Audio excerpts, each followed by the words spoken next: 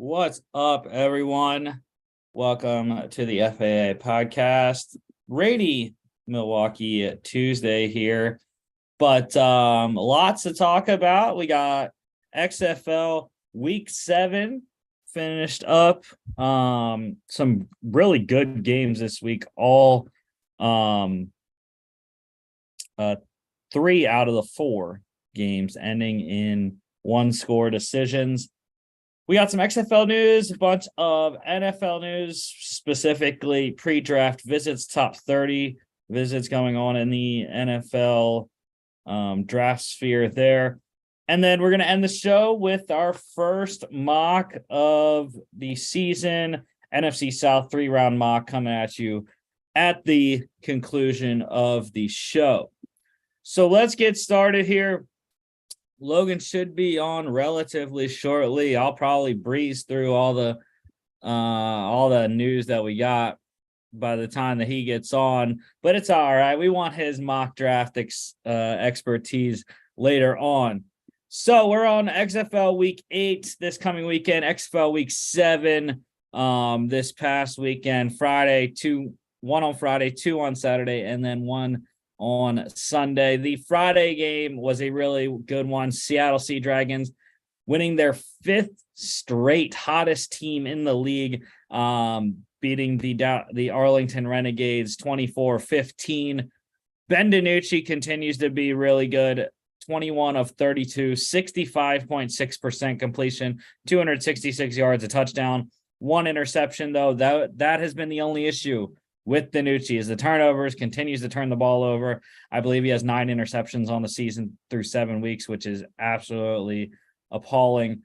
But 9 carries, 52 yards, really great rushing performances the last couple for DiNucci there. Also scored a 2-point conversion.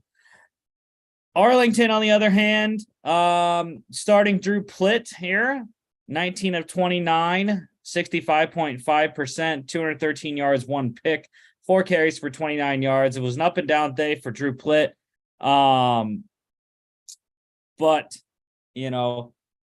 he got them to within a score, which, that's all you can ask for, is to make it a close game if you're not playing your best. Kevin Anderson did come in for a play, threw a pass, completed it for 5 yards there as Drew Plitt got a little banged up. Davion Smith led the game in rushing here for the Renegades, 12 carries, 61 yards, 2 touchdowns on the day. Really nice night for him. 3 carries, 3 receptions, 33 yards also. So dual threat night for Davion Smith.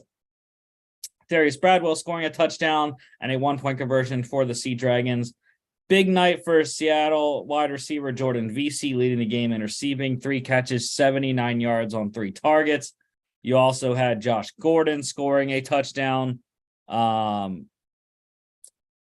TJ Hammonds getting a lot of carries there, 7 for 45, catching his only reception for 0 yards on his only target of the game. Defensively, I got to go with Arlington, though. Defensive lineman TJ Barnes, 2 tackles, both of them solos, 1 sack, 2 tackles for a loss. And then I also want to mention Dominic Eberle.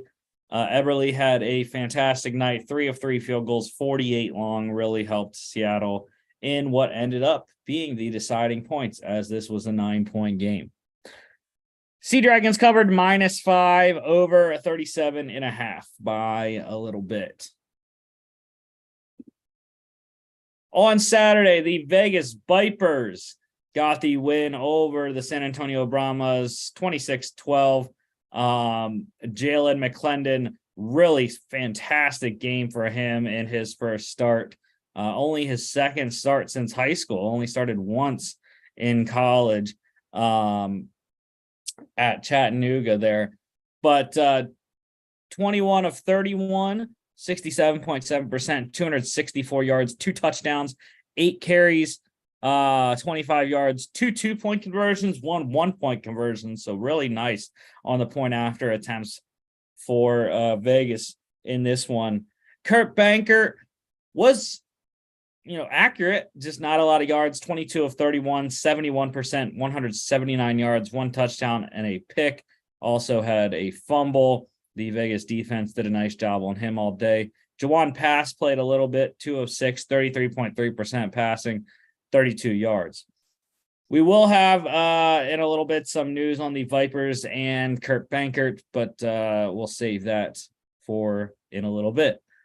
Rod Smith led the game in rushing here for the Vipers, 7 carries, 39 yards, 3 catches, 36 yards, and a receiving touchdown. Jaquez Patrick, not a great rushing day, but a good receiving night. 12 carries, 20 yards, 4 catches, 45 yards on 7 targets. John Lovett scored a rushing touchdown for Vegas as well. And then how about the first game back for Landon Akers? I think he came back last week, but this was really his coming out party after missing a couple games. 6 catches, 75 yards on 7 targets to lead the game in receiving for the Brahmas. Matthew Sexton for Vegas also had a fantastic night. 4 catches, 72 yards on 4 targets and a 1-point conversion. The tight ends factored a lot in this one. Sean Price for Vegas, 3 catches, 46 yards, a touchdown on 4 targets, and a 2-point conversion. Cameron Sutton also caught the other 2-point conversion from McClendon there. And then great night for Fred Brown in a losing effort of the Brahmas, 2 catches, 22 yards, a touchdown on 6 targets. And he had the first and only kickoff return touchdown of the season in the XFL, 96 yards to the house for Fred Brown. So great night for him, even in the loss. Defensively, I got to go with the Brahmas. Linebacker Delonte Scott, 7 tackles, 5 of them solos, 1.5 sacks, 2 tackles for loss, and a forced fumble. Vipers covered -2.5 easily, under 38.5 by the hook. That's a tough one. Also on Saturday, yes, the run has come to an end. The DC Defenders suffering their first loss of the season, 37-36 to the previously winless Orlando Guardians. I wanted the 12-0 season. It's fine though, you know. It was hard to stop Quentin Dormady all night. And the thing is, the Defenders did have a shot at the end to kick a game-winning field goal, and they missed it. So, but the game of his life, probably, Quentin Dormady out of Central Michigan, 27 of 34. That's 79.4%. The quarterback play was astronomical in this one. 328 yards, 3 touchdowns, 8 carries, 22 yards, and 3 rushing scores. 6 total touchdowns on the night for Quentin Dormady. Again, really hard to stop. Jordan Ta'amu, on the other hand, continued his excellent passing numbers the last 2 weeks. 21 of 29, 72.4%, 285 yards, 3 passing touchdowns, 2 carries, 23 yards, and 3 2-point conversions. Really solid effort there. Derek King threw a 12-yard touchdown, also had 3 carries for 20 yards. Abram Smith continues. He has to be the MVP at this point. 18 carries, 127 yards, a touchdown, and a fumble. Just excellent rushing numbers every week for him. How about another 100-yard day for Defenders wide receiver Chris Blair? 5 catches, 139 yards, a touchdown on 7 targets, and a 2-point conversion. Cody Latimer continues to be the best tight end by far in the league for the Guardians. 7 receptions, 93 yards, a touchdown on 8 targets. The other DC receiver, their number 1 guy, wide receiver Lucky Jackson, 4 catches, 60 yards, 2 touchdowns on 6 targets. And then how about the recent additions for Orlando coming in, stepping up right away? Katie Cannon, 41-yard touchdown reception on his only target. And then Jordan Thomas, the tight end for Orlando, hit both of his targets for 26 yards and a touchdown as well. So that's instant impact at its finest right there, bringing in guys the same week and them contributing scores.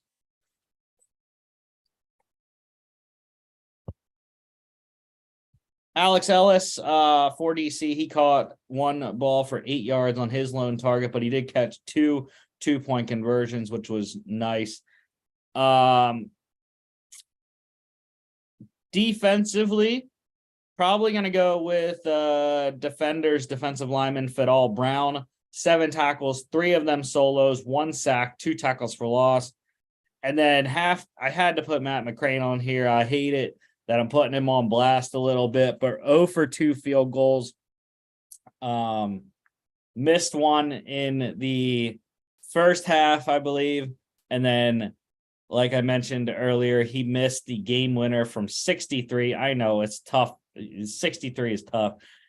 It looked like he had the length, missed it just right, though, I think. So, again, I hate to put him on blast, but he makes one of those field goals, and the defenders are 7-0 instead of 6-1. So it's a tough look. I got to regroup for Reggie Barlow and co, but they're still up in their division by 1 game over the Battlehawks and the Sea Dragons. So it's a tough division. Only 2 out of 3 are going to make it into the playoffs, Logan, but I'm hoping the defenders can get it done. Yes, sir, dude. Hey, any given Saturday or Sunday in the XFL, baby. Yeah, it was a tough one, man. I was listening to it while I was working, but the Guardians plus 9.5 went outright, over 45.5 easily, and I knew I should have bet the over in this game. I felt it coming. The Guardians had the worst defense in the league, but yeah. And I knew the point spread was out of the question. 10 was just too enough. ESPN had it at 9.5. I guess that's what it closed at. But anyways, the last game here on Sunday, the Battlehawks getting to 5-2. I mentioned them tied with the Sea Dragons still. They are in second place in the North by division record, I believe. I don't remember what the head-to-head is with Seattle and St. Louis. But anyways, they get the win 24-15 over the Roughnecks, who have struggled mightily, losing 3 straight for Wade Phillips and co. And just like the North with the DC loss and the St. Louis and Seattle wins, the South is now like really, really close as well when you have Houston at 4-3, Arlington at 3-4, and then San Antonio at 2-5. So, we got 3 weeks left, and it's tightening up for sure. But A.J. McCarron was spectacular once again, 26 of 34, 76.5%, 222, and 3 touchdowns and a 2-point conversion. Cole McDonald struggled. Brandon Silvers was out for this game. He had a forearm, a lat strain, I think. I can't remember. Something with his arm. I know that. But yeah, Cole McDonald did not look good. 15 of 32, 46.9%, 106 yards, a touchdown, a pick, 8 carries, 40 yards, and a fumble. And then Nick Tiano actually came in. AJ McCarron got banged up a little bit, but Nick Tiano came in for a couple plays, went 1 of 2 for 5 yards. The Houston defense really kept the the Roughnecks in this game most of the day. 11 carries, 53 yards for Brian Hill. But I mentioned the Houston defense caused 2 fumbles on him. He did have 3 catches for 28 yards and a 1-point conversion. Your guy, former Packer there, wide receiver Darius Shepard, had himself a great day. 7 catches, 70 yards, a touchdown on 8 targets. Hakeem Butler scoring a touchdown again, ties for the league lead with 5 receiving touchdowns and a 2-point conversion. Gary Jennings scores another one. And then Deontay Burnett scored the touchdown pass from McDonald there. Defensively, I think I'm going to go with Houston. I'm going to go with Houston. 2 guys on the Roughnecks defense. Linebacker John Daka, 3 tackles, 2 solos, 1.5 sacks, 1 tackle for loss, and a forced fumble. And then defensive back William Likely, 2 tackles and 1 solo, 35-yard fumble return for a touchdown. That's what made this a 9-point game. Gave Houston the opportunity there. With one more stop, got the ball back. Cole McDonald just couldn't get it done at the end. And lastly, I want to mention Donnie Hageman. Monster field goal, hit his only one of the day, 59-yarder right before half. So that is the longest this season in the XFL. So yeah. The Battlehawks +3, they win outright, and the under 44 hit. I had the over in this game, of course, right? And just needed I needed Cole McDonald to go down and tie the game, or at least just score one more touchdown. 6 points would have got it done. I digress, though. XFL news, 2 things. If you noticed, I didn't mention the Vipers when talking about the South Division standings because they are eliminated from playoff contention. Even at 2-5, they're tied with the Brahmas for 3rd place in the South. Some mathematical situation, they cannot make the playoffs at this point. So Rod Woodson is the first team exiled, voted off the island. And then bad news for San Antonio. Brahma's quarterback Kurt Benkert, he tweeted out he has 3 fractured ribs. That's why Jawan Pass had to play for a little bit during that game. So, yeah, Brahma's just clinging to any chance they can get to get into the playoffs. Still just 1 game back from the Renegades. So we'll see if it's Jawan Pass, if it's someone else. Jack Cohn, if he comes back, he's injured right now. So, and no, they were not the team that signed Kelly Bryant. I believe that was the Renegades. So, yeah, another quarterback conundrum there in the XFL. NFL news, we got draft visits, top 30 draft visits going on right now. I'm just going to run through all the teams and the players that I have for each team here. So the Raiders hosting some quarterbacks, Will Levis, Kentucky's Will Levis, and Florida's Anthony Richardson. No surprise there for either of those. We know the Raiders are the 4th team as it stands right now in the draft order that needs a quarterback for the future anyways. So, we'll see. They trade up. They like one. They stick there and maybe get one anyways. Yeah. The Cowboys, they are hosting Boston College wide receiver Zay Flowers and Clemson linebacker Trenton Simpson, Tennessee wide receiver Jalen Hyatt, and Texas linebacker DeMarvion Overshone. So wide receivers and linebackers for the Cowboys, both positions I've seen mocked to them. Yeah. And I think that, when you're thinking about what the Cowboys have needs-wise left, and you're thinking about, I think where they go with at 26, I think depending on who they have on their board, I think you're looking for run stoppers and you're looking for maybe another explosive weapon to just kind of kick that offense up to 11. But, the good thing with Dallas is that, maybe apart from another quality run stopper, they don't really have a lot of needs on this team, and they can just kind of trust their board and just that's always the position you want to be going into the draft. You don't want to have to force yourself into a decision. Yeah, I think Zay Flowers is a guy that's shooting up there at this point. And, I liked DeMarvion Overshone from like the beginning of last year. So, really excellent off-ball linebacker that you can get in the second round. The Bears, they are hosting Georgia defensive tackle Jalen Carter. Now, this is just adding to the just shit show that is Jalen Carter. At least what I think it is a shit show anyways. I don't know. Some other people might not. He also is visiting with the Eagles.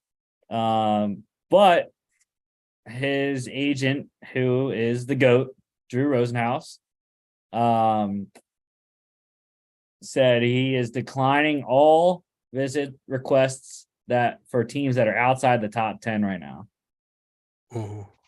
That's just, to me, it makes it worse. It makes it look worse. It makes you look bad. Like, you have to be open. You can't just shut a team down. Yeah, and I think there's two conclusions that I've seen from this. One is kind of the obvious, that the logic doesn't make a whole lot of sense, because the top 10 is not set in stone, and the draft is constantly moving all the way up to and through draft day.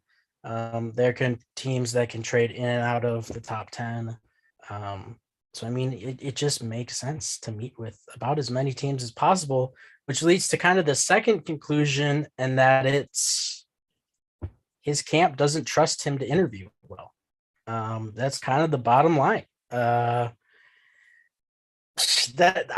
really the only takeaway that I can see from this, is that this is kind of Rosenhaus is kind of putting up a buffer.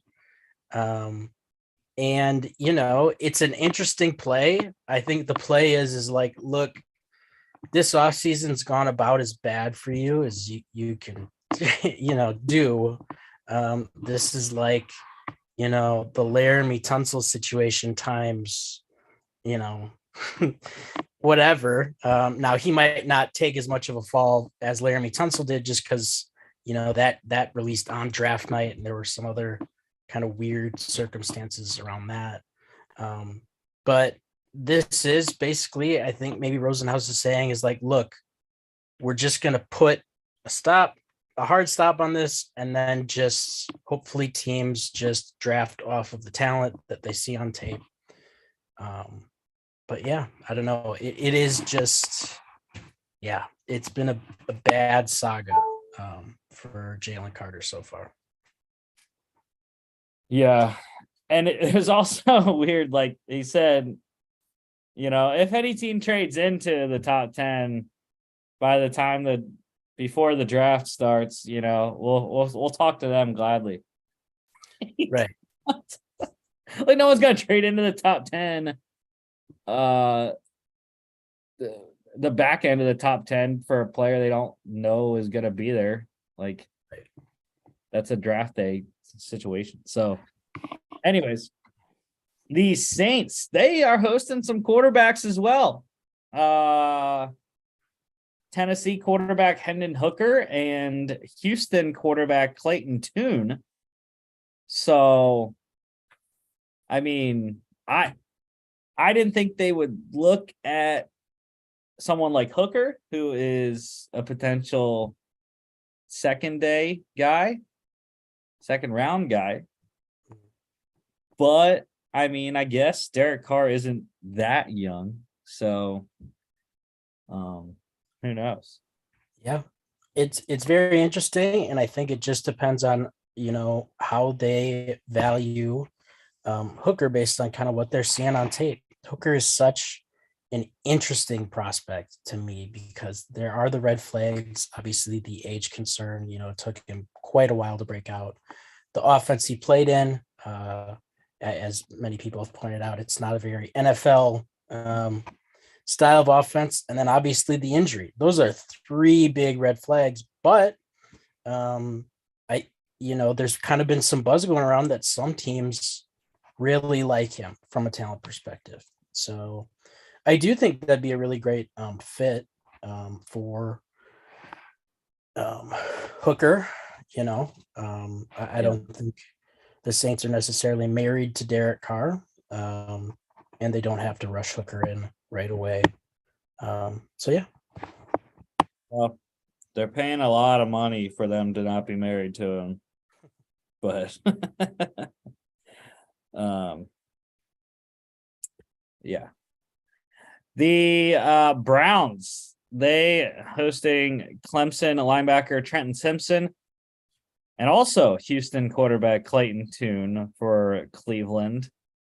That one kind of struck me a little bit, but the Simpson one, I definitely understand. Off-ball linebackers, one of the things the Browns need, as well as, just middle. They need help up the middle, anyway, on defense. So, but yeah, the Clayton Tune thing for Cleveland, that's an interesting one. I think day 3. I mean, they definitely could look for developmental guy. So the Texans, of course, hosting Ohio State quarterback CJ Stroud. But also Texas linebacker DeMarvion Overshone, and who else but Houston quarterback Clayton Tune. But I would have to the Tune thing, that's a freebie because he would be the local visit instead of they don't have to use one of their top 30 visits on him because the school is located within however many miles you get for that. So nice. Yeah. But yeah, Stroud, of course, to the Texans. That's the hope. That's hoping he's there at 2. The Ravens and the Steelers hosting Miami corner Tyreek Stevenson. Steelers also hosting Houston quarterback Clayton Tune. So Stevenson is a guy I like on day 2. I think he's a solid prospect there. I haven't watched too much on him, but I know he's got some good numbers there.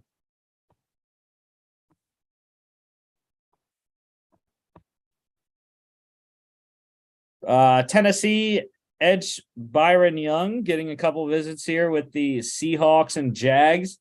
Seahawks really trying to shore up their pass rush this draft. So got some good interior D line guys. Need to get some edge rushers. Byron Young, a solid option in the top of the second round. Possible sneak into the first round. I don't think he will, but possibility with the premium position spot right there. Yeah. Another intriguing guy with an intriguing background. Yeah. And a name twin in the draft from Alabama. So luckily they don't play the same spot. They do play both D line, but at least one. It's like when the Jets drafted Michael Carter and Michael Carter. Yeah. At least one's a D tackle and one's an edge rusher.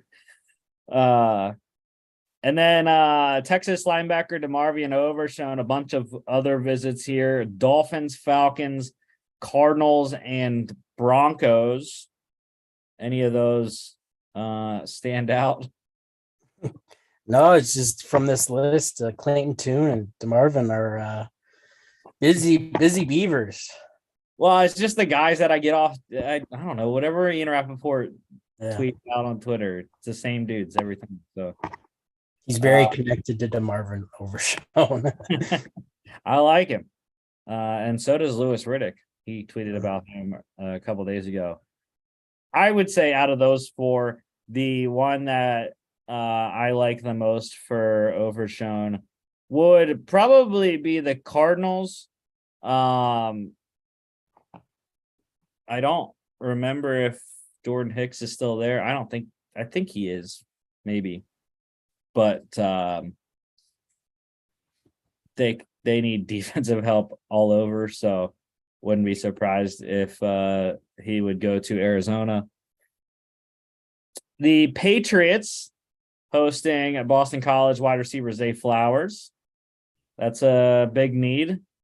Not not the position that Todd McStay gave the Patriots in his first round of his 2-round mock, but I don't like his mock draft anyways, so it's fine. Who did he have him going? Huh? Who did he have him going? He had the Patriots taking Darnell Wright, I believe. Mm. Yeah, they need right tackle help. Mm-hmm. Yeah, I mean, I think that's a really intriguing pairing. I have grown a whole lot on Zay Flowers because of what he was able to do and kind of the weight that he was able to carry at the combine and still look pretty athletic. And I mean, the tape is just he's just a super fun player. So yeah, like you said, big need. Maybe Mac finally gets his guy that he can grow with. Although the news today is that Mac might be, in another place next season, but yeah, that's a whole other thing. But yeah, I think that'd be a very interesting and good fit. Yeah, the Zapster's coming for his job. Yes, sir.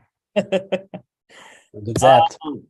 And then finally, the Giants, Bucks, and Rams also going to host none other than Houston quarterback Clayton Tune. Full circle. So, yeah, that one, Bucks Rams makes a lot of sense for him. Giants, not so much, I don't think.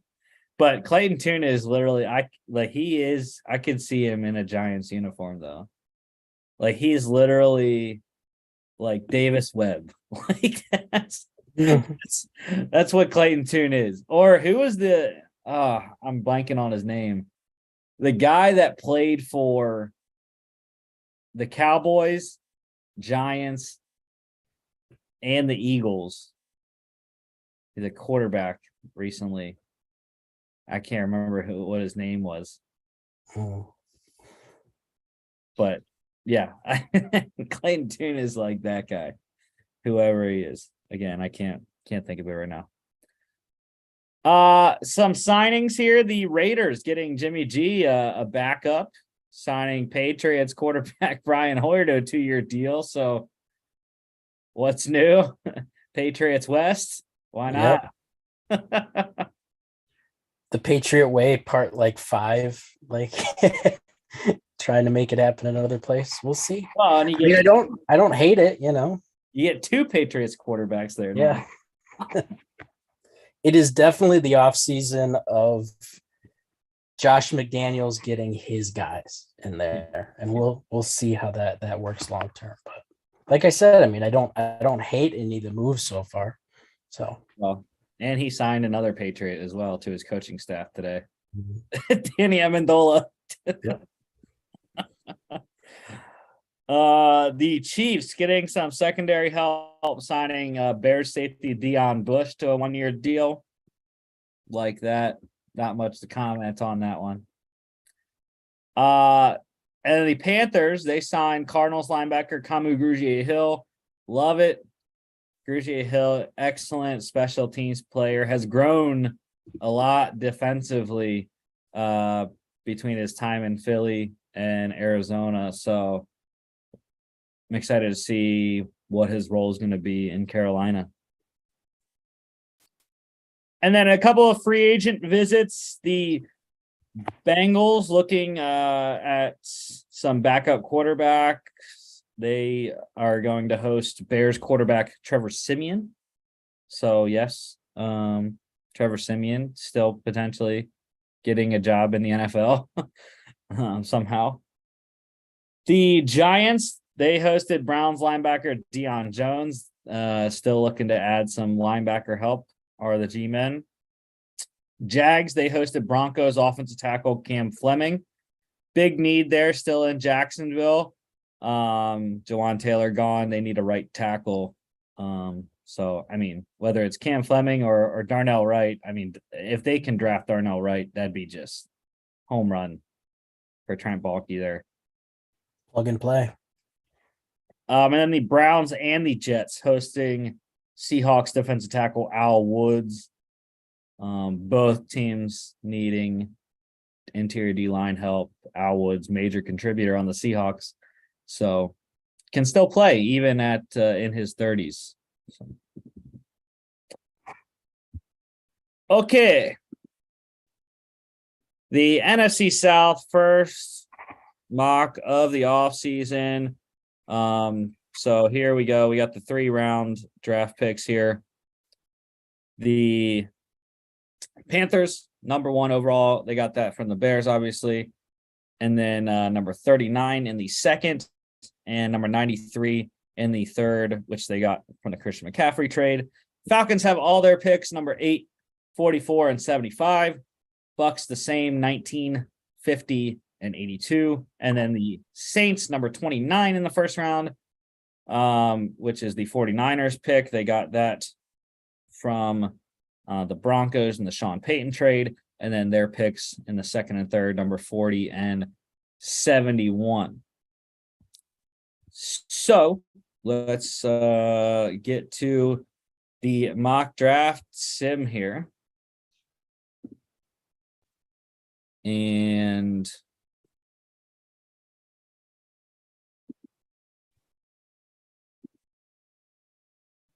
all right. So I think all these are fine. What do you think? I think the sliders here. Mm-hmm. Yeah, That's I'm you. good with that. Just So okay, we're not trading the number 1 pick. So obviously number 1, we're going with Bryce Young. That's easy. I mean, unless you have any qualms about that. So. I don't, I think both of us, we've been lockstep in Bryce Young, the QB1 train. I just think, his poise, his pocket presence, his constantly looking downfield to try and make things happen. His mobility is just special. To me, if he was 2 inches taller and 20 pounds heavier, he'd be a generational prospect. And for me, that's just not enough of a barrier to change how I feel about him. So yeah, I'm totally good on that. I don't think, I wouldn't dog him if they take Stroud. I heard a pretty good analysis of Stroud in that I think he does a lot of things really well, and he has a really well-rounded game. There isn't really anything that he is sort of lacking at, but maybe there's not any one thing he does elite. Either way, I think you can build a really good team around one of those two guys. But yeah, I agree with you in Bryce Young, QB1. Yeah, people keep saying, well, he's short, he's light. I'm like, bro, it doesn't matter. He has everything that you want, like you mentioned. And the issue that I have with Stroud is the Ohio State offense doesn't translate to the NFL. There's too much verbiage to learn, and Alabama is a pro style offense. So even though neither school has consistently put out an NFL quarterback, so successful NFL quarterbacks anyways. So the Texans, they go with, I assume, CJ Stroud. Yep. Will Anderson should be here. Okay, Jalen Carter. There's the randomness one. You're not afraid. The Colts. Will Anderson get there with the Seahawks. Lions taking Devin Witherspoon. And the Raiders, not a quarterback, Christian Gonzalez. So we're up with the Falcons. I will let you go first on who you think Atlanta should take here. Yeah, this is really interesting because I think, the question is that do they take a quarterback or not? And is there a quarterback that would intrigue them here? Obviously, Anthony Richardson is still on the board. There's a lot to like from a talent standpoint, from a physical standpoint. But, when I'm kind of mocking, I like the balance, what I would do with also what is kind of being reported from the team. And right now, I think all signs are that the Falcons are pretty good with Ritter, which is, take that for what it's worth. I think he showed some flashes to where, you could make that determination. Um, so I think that, though, a huge glaring need is just pass rush. Any way you can get it. And there's obviously a guy right there who I think is still, if he's not in that Jalen Carter, Will Anderson tier, he's pretty close to it. He's probably one ring down, and that's Tyree Wilson. Um, just a freak, just a huge dude. You can line him pretty much all over the front, and he's going to have the athleticism to just kind of be a one-man wrecking ball. So I think that with how big of a need it is, he can be that foundational piece as they kind of rebuild that D line. Yeah, I concur. I think Tyree Wilson is the guy here. 7 sacks in back-to-back seasons. Really solid production at Texas Tech. Guy I really didn't even know much about until the pre-draft process started. We could trade back if we wanted to. Just don't think the Falcons are a team that needs to do that at this point. They need to get as many premium players as they can. So even though there is ample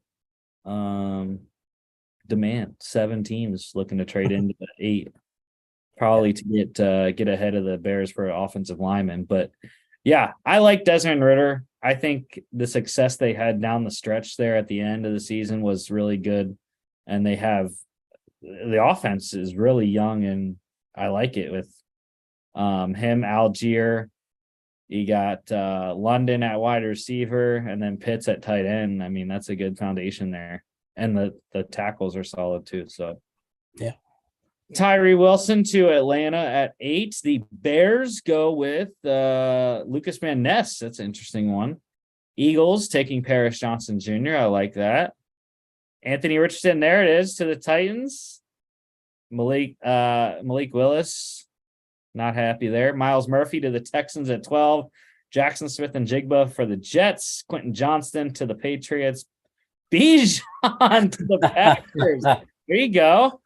Zay Flowers to the Commanders. Peter Skronsky, love it, to the Steelers. And then Broderick Jones to the Lions at 18. Before we get to the Bucks, sir, I have to... You say Brian Gutekunst never gets you offensive weapons. I mean, there you go. Look, I'll tell you this. I'll tell you this. Not to spend too much time on it, because I don't think it's going to happen. I don't think they should necessarily do it. But surprisingly, I wouldn't hate it. Just from a pure fan perspective, Bijan Robinson is just going to be electric. It's just going to be a fan favorite for whoever he goes to. Just from an entertainment, just fun to watch thing. So again, I don't think it's necessary. I love Aaron Jones. I like where our running back room is at, but I'm not gonna, need to be committed if that were to happen on draft night. Well, and that's why we love the randomness, slider there. So anyways, the Tampa Bay Bucks. So, maybe we should have stopped the draft and traded up once Richardson got out of the top 10. But at the same time, I think moving up to 11 is too much. To go up 8 spots, there's a lot of compensation needed. So I think we're fine sitting at 19.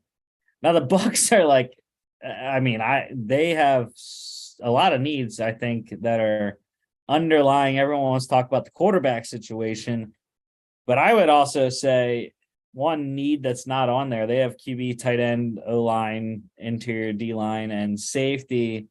I mean, wide receiver, I think there's no wide receivers worth taking right here too. Mike Evans isn't getting any younger.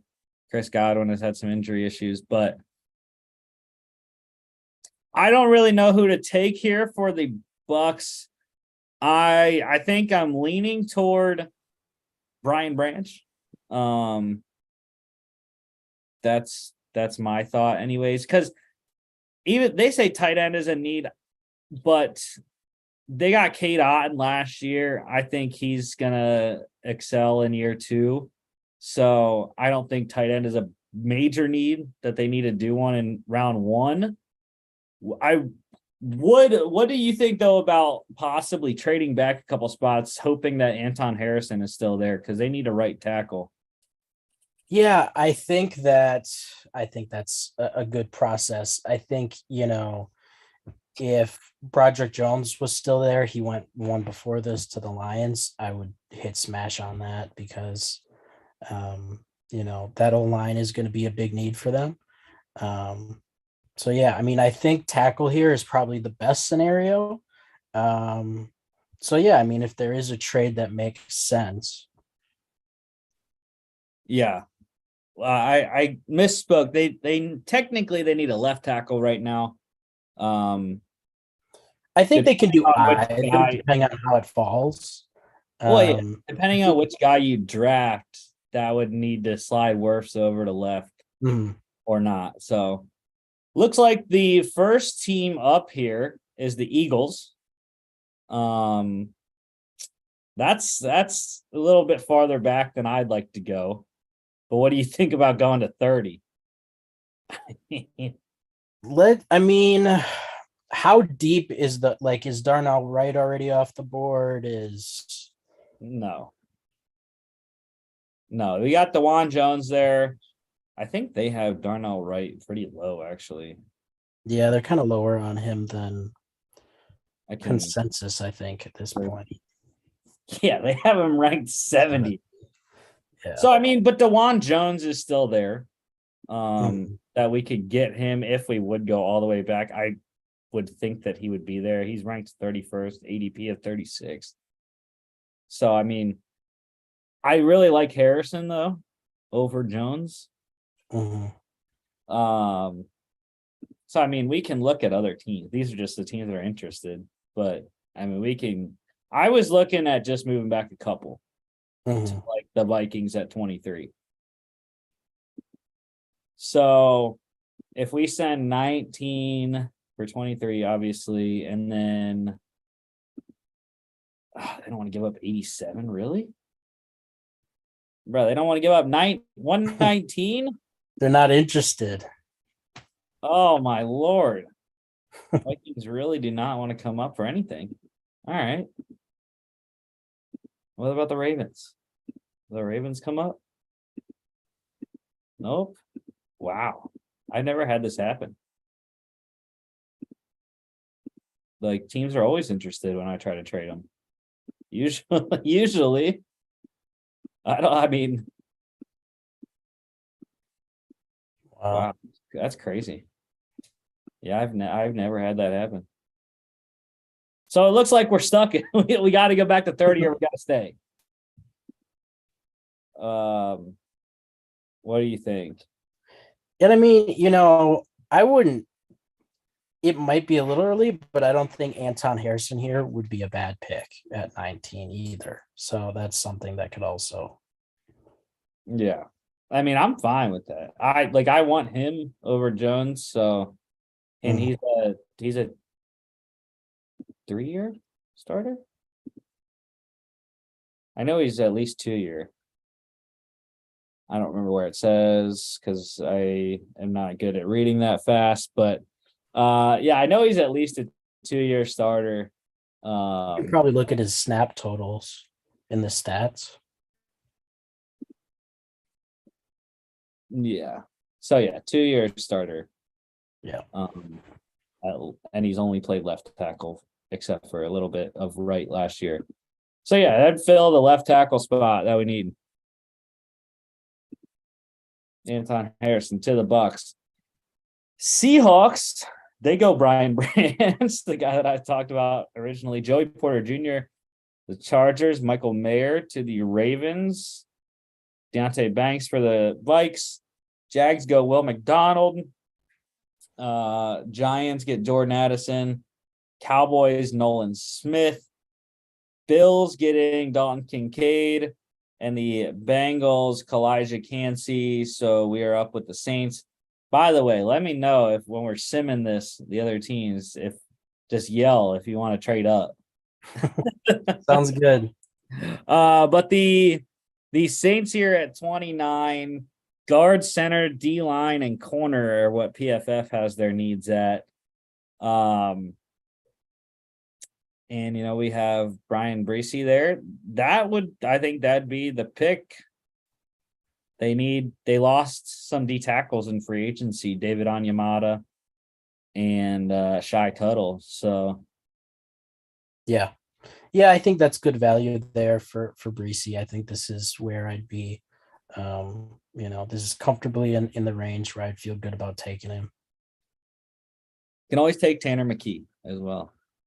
I don't know why he's still ranked that high.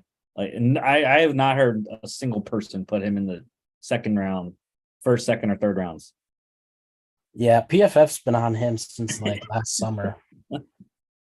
But Brian Breesy to the Saints here. Eagles going with, I love it, Jack Campbell. That's a good one. Felix Anudike-Uzomah for the Chiefs. Emmanuel Forbes for the Steelers. That's two excellent picks for Pittsburgh. Josh Downs to the Texans. Deion Henley for the Cards. Adetomiwa Adebawore for the Colts. BJ Ojolari for the Rams. Tuli Tuipulotu for the Seahawks. Raiders getting Keely Ringo back on the clock with the Panthers. So we got Bryce Young. And now I hate this because there's no wide receivers. Tank Dell here at 43. I would like to trade back a little bit unless you wanted to go with Torrance or Avila here. There's two things. If you could click on the wide receiver rankings and the tight end rankings, because I know sometimes I think, yeah. So Jalen Hyatt is still available because PFF's much lower on him than consensus, much lower on him than I am. I think that would be a great value at 39. Darnell Washington too, I think would be a really good fit. So yeah, I mean, I'm fine with taking Jalen Hyatt here. I was fine with taking Luke Musgrave as well. But yeah, if you want to go Jalen Hyatt, I'm down with that. Works for me, boss. PFF's going to give us a D+ for that. But yeah, I know. F-. Just logging out. Saints back on the clock here, real quick. So, what else do they need? I mean, they need a guy, Anders Pete replacement, I think, right? Or is he still? I can't remember if he's still there or not. But I'm looking at the guards, Torrance and Avila to protect Derek Carr. Mm-hmm. Torrance is definitely the guy. So that's where I would go anyways. Yeah. I mean, I think if you get Torrance at 40, I think that's really good process, really good value. I think he can be a day one starter for you. You just plug him in and then you don't have to worry about it. Yeah, fantastic Senior Bowl road grader in the run game, pass protecting. I believe he only gave up 1 or 2 sacks in his career at Louisiana and Florida combined. So, yeah, Osiris Torrance to the Saints. Titans taking Drew Sanders. I like that. Jets, Cam Smith, back-to-back with the Jets here. Jahmyr Gibbs. That's interesting for the New York Jets. Of course you can't get a hit, dude. But anyways, the Falcons back on the clock. So we got Tyree Wilson in a little bit of a surprise that he got to 8. But what do we like with the Falcons here now? Corner, right? It's got to be a corner. Tyreek Stevenson sitting there is what they have as the next guy. Garrett Williams as well. I like Stevenson, though. I mentioned him in the pre-draft visits. So that's the guy I would go with. Yeah.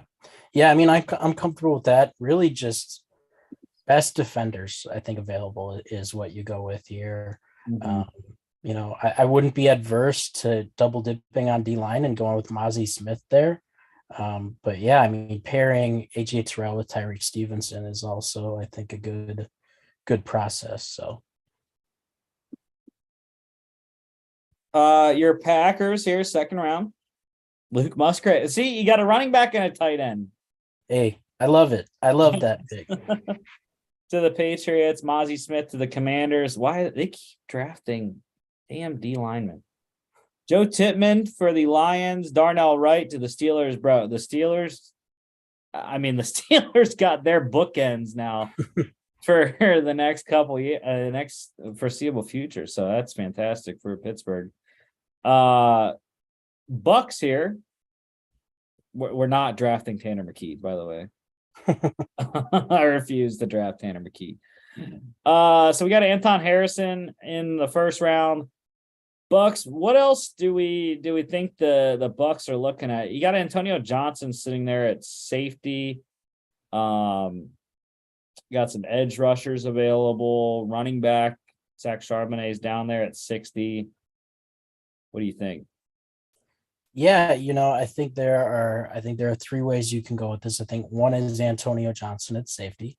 I think another is continuing to build that O-line. They traded away Shaq Mason.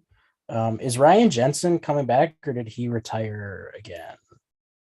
I think he's coming back. Is he? As far as I know, yeah. So yeah, I mean, you could go Avila to kind of be the Shaq Mason replacement. Or you could go Charbonnet, a running back, I'm blanking on the guy. Rashad White is still there, but I think their two skill sets complement each other pretty well. So yeah. Yeah, with that in mind, I do like Steve Avila there. I would also consider Luke Whippler because, like mentioned, the uncertainty of Ryan Jensen injury last year really hurt them, and it would be nice for whoever is starting at quarterback to have a good center there. But yeah, let's get Avila. He's another road grader in the run game there. Dolphins going Julius Brents. That's a nice one. Isaiah Foskey to the Seahawks. Bears going John Michael Schmitz. Chargers get Luke Whippler. I like that. Trenton Simpson to the Lions. Jags getting Siaki Ika. Giants, Andre Carter II. That's the perfect fit in my mind. Antonio Johnson to the Cowboys. Nick Herbig to the Bills. Bengals getting Keon White. Cody Mock to the Bears. Eagles going Darnell Washington. Good Lord. Sam Laporta to the Chiefs. Oh my God. I'm just thinking about Darnell wearing number 0 running down the field in midnight green. Eli Ricks to the Bears. That easily be the best rushing offense. Garrett Williams to the Texans. Sidney Brown to the Cards. Keanu Benton to the Broncos. Zach Charbonnet to the Broncos. Derek Hall for the Rams. Jalen Duncan for the Raiders. Back on the clock with the Saints.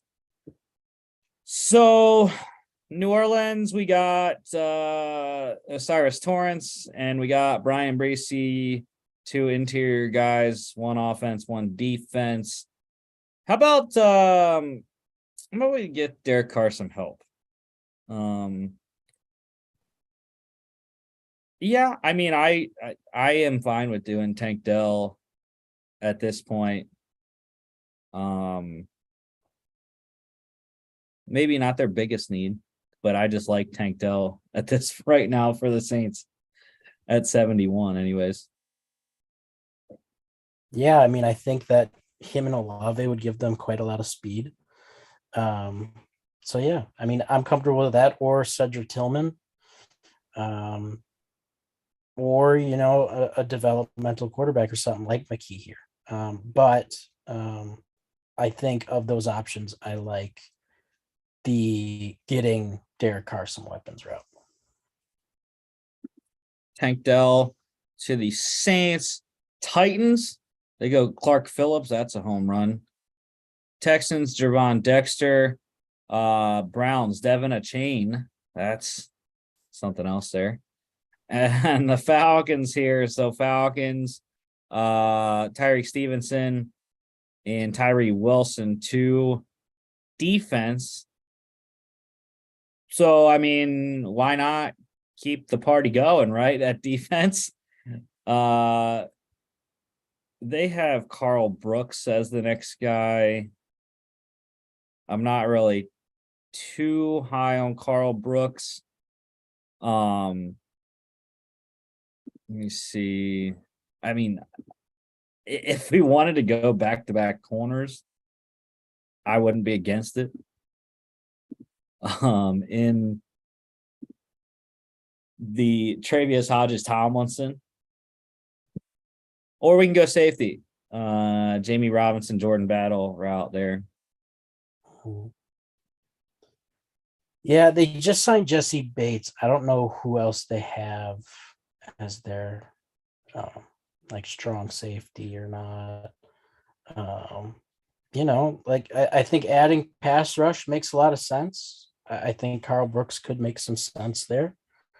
I think he has outside versatility.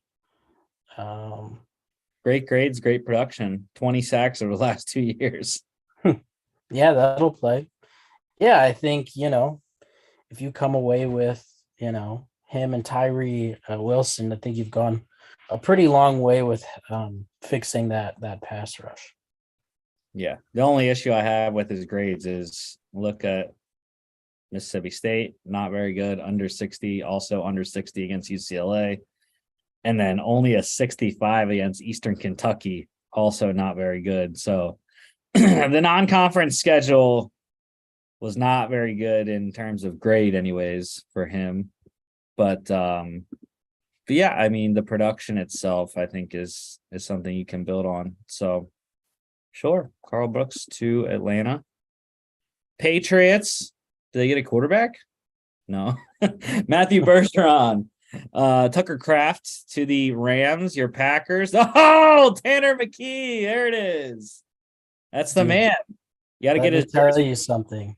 Get ready for that to happen and get ready for Twitter to explode. I'm telling you right now, when you look back to whatever, I think it was 08 when Rodgers took over, whatever, who'd they take in the second round? They took Brian Brom, right? For a little added insurance. Do not be shocked if Goody and co are looking at McKee and Hooker as kind of those day two developmental with some good traits kind of guys.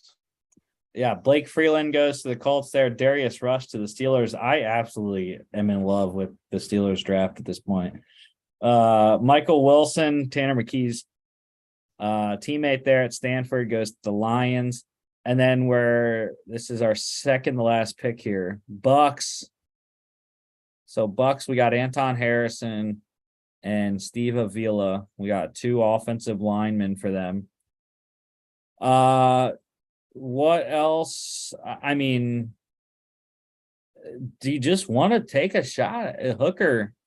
I mean, I can't see him in the real draft falling this far, but yeah, I think if he's here, I think you do it. I mean, I think you just, if it pans out, you look like the smartest person in the room, Yeah. I think wide receiver could also be an intriguing option here. You mentioned Mike Evans is only getting older. They don't have a lot of depth behind him and Chris Godwin. But I think here, if Hooker was here, I think it'd be good value to take a swing. Yeah, I concur. The Seahawks, they go Tank Bigsby. All right. They need a running back after Penny leaves. Jamie Robinson to the Dolphins. Rasheed Rice for the Chargers. Jalen Jones, Ravens. Vikes get Marvin Mims. Oh, I like that one. Zach Harrison to the Jags. Christopher Smith to the Giants. Cowboys getting. Oh, look at that. One of the teams he's visiting with. Harvey and Overshawn. Jordan Battle to the Bills, which I think is a home run, and then Isaiah McGuire to the Bengals. This is our last pick. Panthers, we got Bryce Young, Jalen Hyatt. So we hit 2 of the 3 needs that they have anyways. The only issue is there's no edge rushers. I mean, KJ Henry is there. Yeah. I kind of can see that. but at the same time, I kind of like either going interior D line with Ojimo or tight end,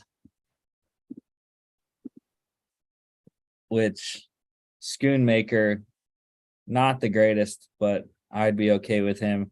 And actually, my guy, my Penn State boy, Brenton Strange, McShay actually had him getting drafted in the second round in his latest 2-round mock. So I don't know.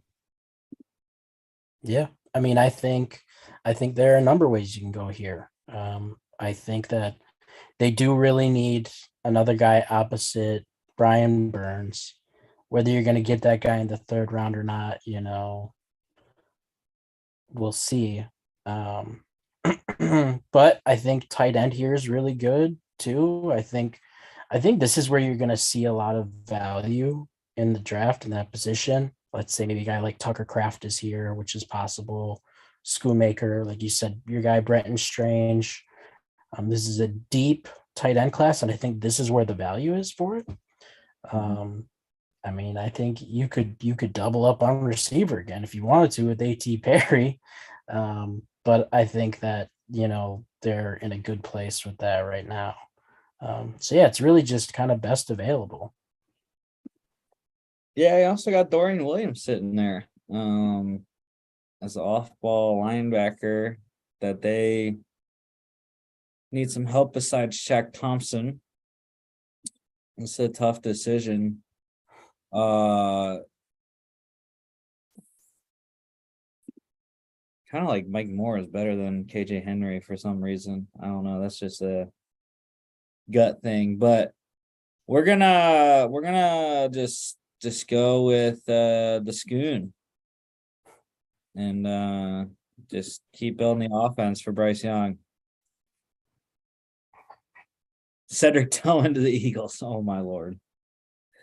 Zach Pickens for the Chiefs. Travius Hodges Tomlinson. That is a home run for the Cardinals. Tyler Scott to the Commanders. Jacorian Bennett for the Browns. Kayshon Boutte for the Niners. Byron Young, Tennessee Byron Young to the Raiders. Niners, Dorian Williams, and the Niners. I hate the last pick every mock because you never see it. And then PFF is still doing this kind of stuff where all the draft picks are your grades are screwed up. I don't know what happened. Like that happened to me the other day when I did a mock draft. Like it's kind of ridiculous too. Now that they have it behind the paywall. The grades are just screwed up. I don't understand. Yeah.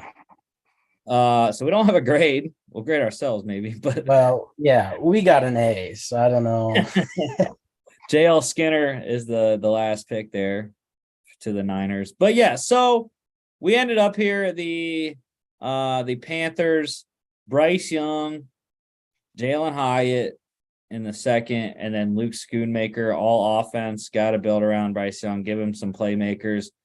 And then the Falcons were the next team, Tyree Wilson, Tyreek Stevenson, and then Carl Brooks for Atlanta, 2 edge rushers and a corner. And then the Bucks getting Anton Harrison, Steve Avila, Steve Avila, and Hendon Hooker, another quarterback in that situation in Tampa. And then the Saints finally, Brian Bresee in the first, Osiris Torrance in the second, and Tank Dell in the third. Yeah, I mean, I think that's pretty good for all 4 teams there.